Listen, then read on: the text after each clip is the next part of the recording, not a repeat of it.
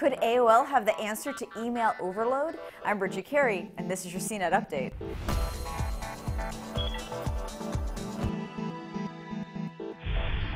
Keeping your email inbox organized can be an impossible task, especially when accounts are packed with so much gray mail and deal alerts.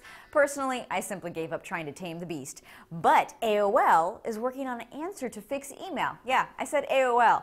It's created this email client called Alto, which puts different categories of email into their own piles, and it teaches itself to sort messages into stacks automatically. People don't use email folders, so this is a new, very visual way to get your inbox more organized without putting in much effort. And if your messages look organized, you won't feel stressed, or so that's the idea, right?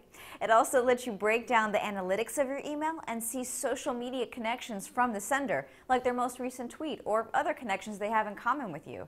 It works with Gmail, Yahoo, Apple, iCloud, and of course AOL. You can have it manage up to 5 different accounts at once, and you have to sign up to be part of the private beta test now. It probably won't be publicly available until February of next year.